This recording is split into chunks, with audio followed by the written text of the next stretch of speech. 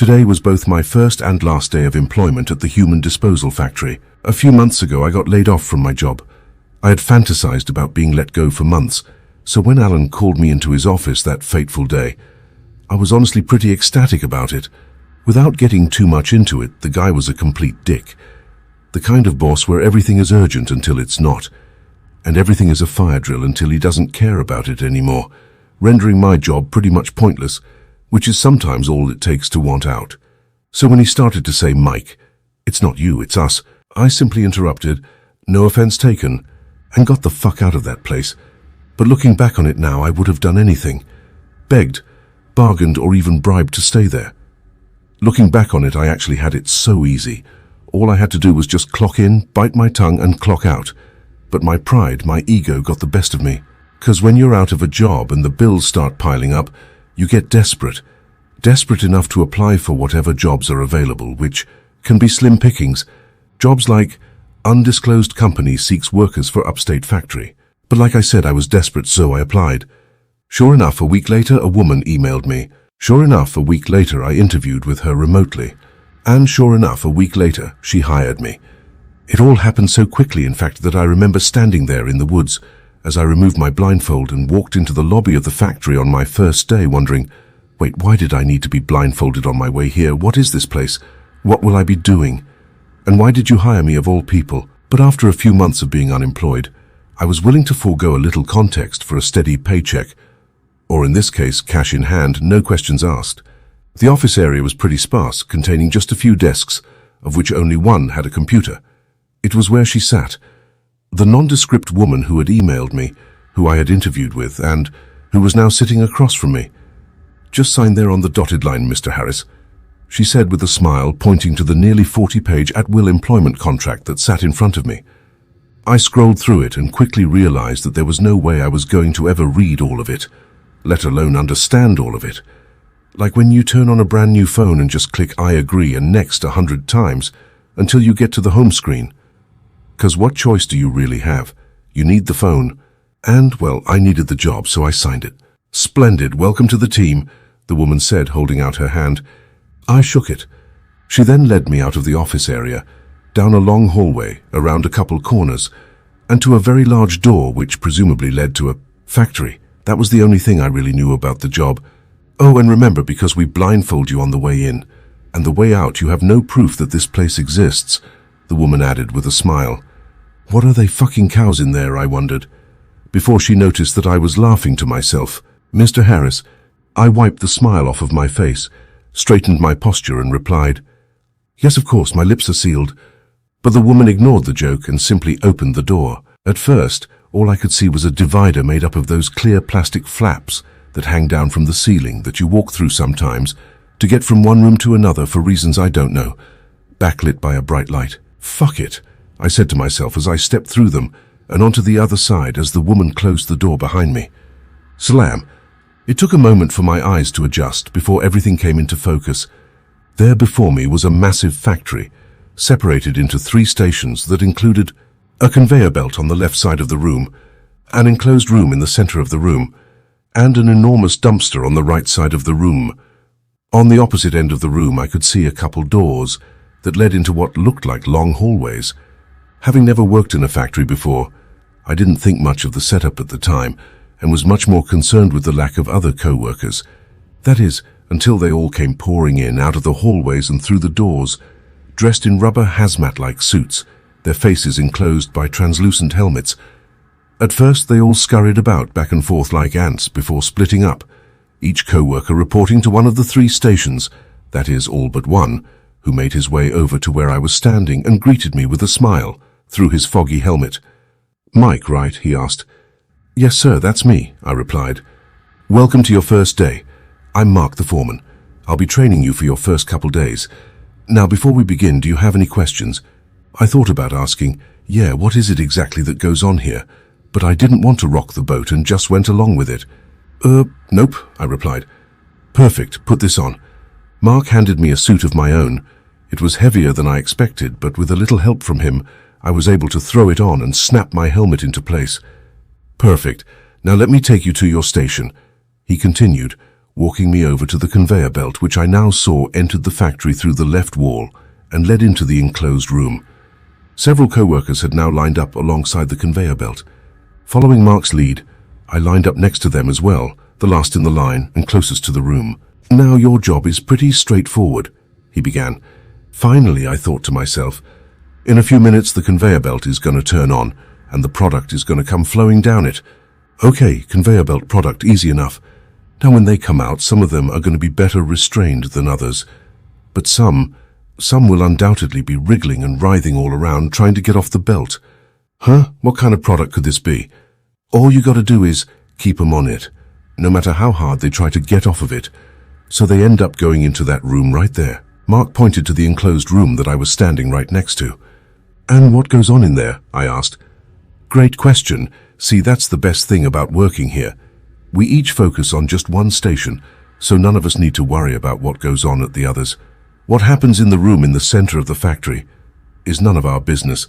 Ignorance is bliss, Mike." I was pretty confused. "Oh, and to make your job even easier, take this."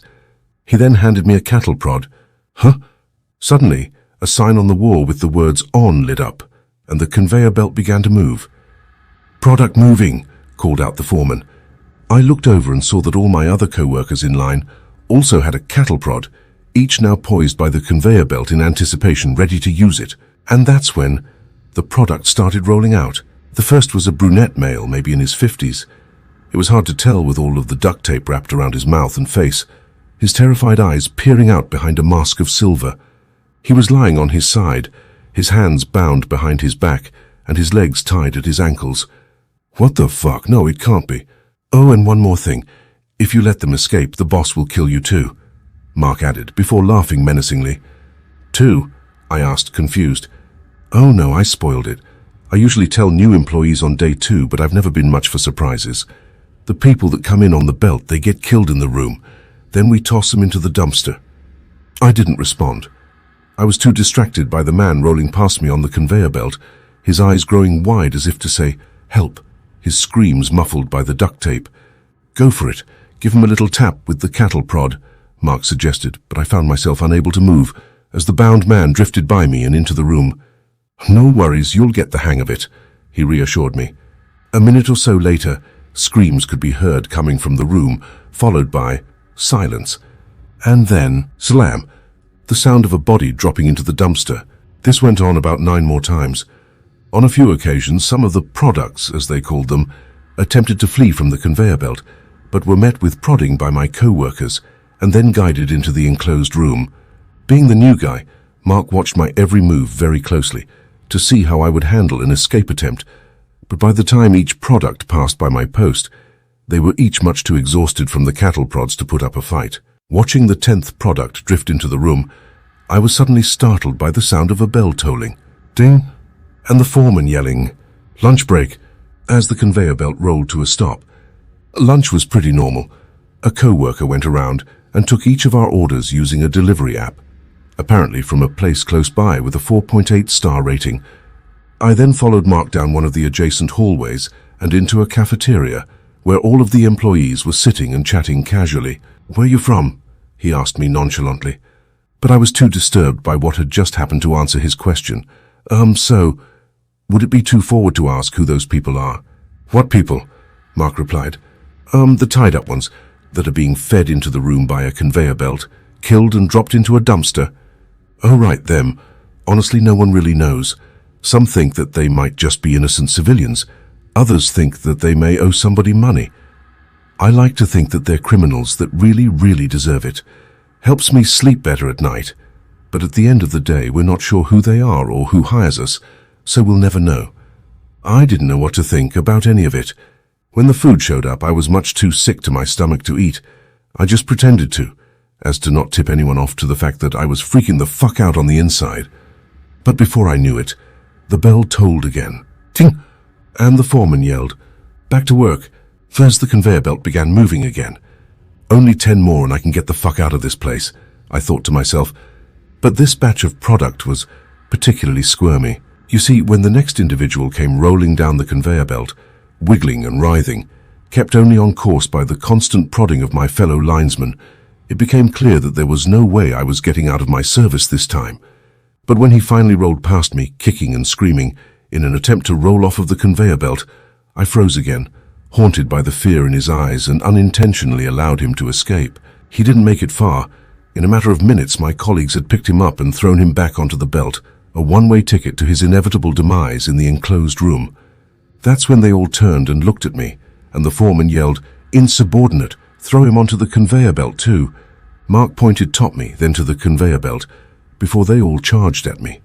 About 5 of them hoisted me up onto the belt and tried jamming me into the enclosed room. I was terrified. I began screaming and crying, pleading for my life and trying to break free, but they kept pushing me closer and closer to the room. "Ah!" I screamed again, this time at the top of my lungs, when I suddenly realized I was just standing there on the motionless conveyor belt, everyone having already let go of me, and now huddled together, laughing hysterically. "Oh, come on, Mike. You thought we were really going to kill you," Mark called out. I mumbled.